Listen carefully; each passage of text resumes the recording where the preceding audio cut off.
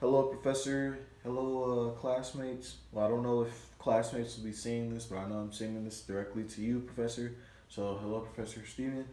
And I will be giving my invitational today. My topic is minimum wage.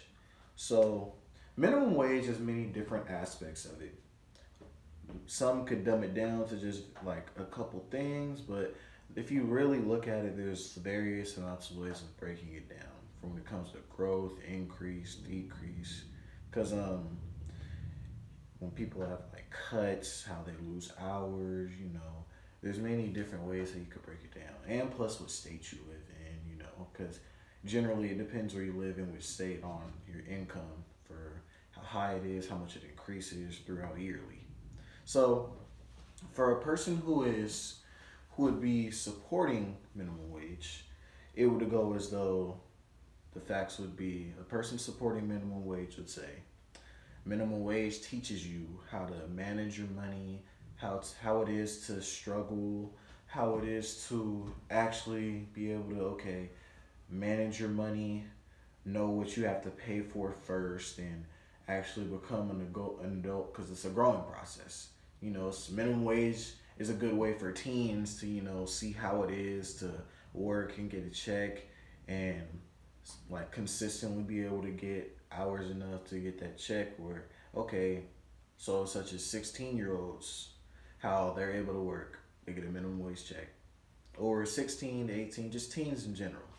You get a check, you work your hours, and it's like that's when you get your stepping stones to get your foot in the door. Okay, I'm working, I'm getting a check, I make minimum wage. I know what it's like to have money now. I'm starting to pay a couple of bills.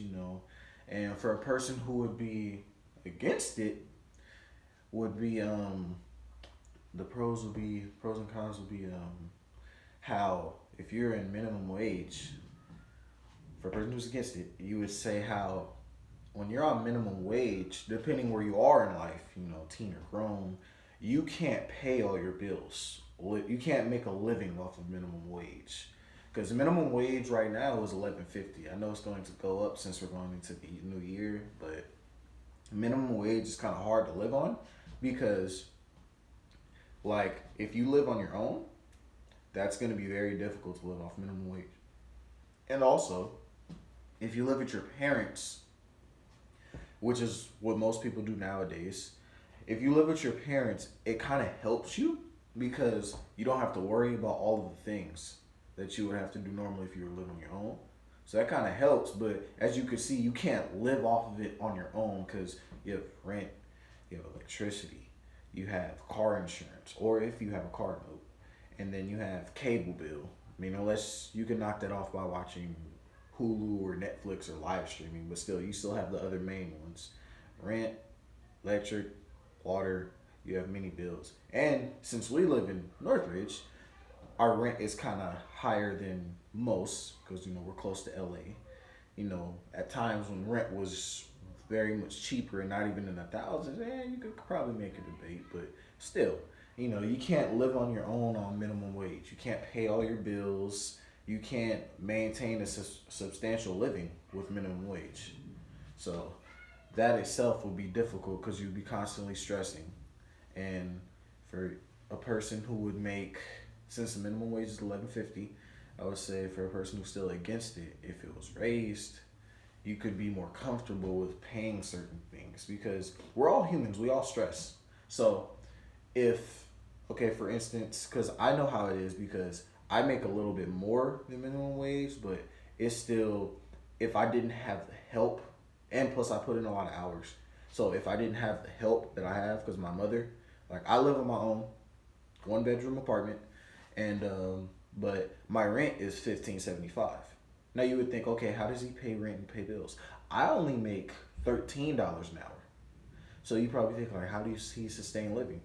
I work 15-hour shifts. I have to put in long hours and still go to school. So I do two back-to-back 15-hour shifts on the weekends, and then I do all of my schooling throughout the week. So one would say, so how do you do that? I have my mother. My mother helps me because like I don't have like a high credit score or anything. So like when I got this place, my mother signed a lease with me. So I have help when it because my mother understands this is life. You're gonna go through hardships. So when it comes to like certain things that I'm getting used to or becoming accustomed to, my mother's there to help me. So that's how I know about that aspect. But for a person who is still against it, if they were to increase minimum wage, a person would say if they were to increase minimum wage, there would be a lot less controversy for a person to have a sustainable living. Bills would be able to be paid, and you still be able to live comfortably. And I would just like you to ask yourselves, what would be best for you? What would be best for you, and how do you see yourself living in the long run? And what can make you financially stable? Have a wonderful day. Thank you, Professor. I had a wonderful semester. Thank you for being there with me and supporting me with all my dreams. Have a good day.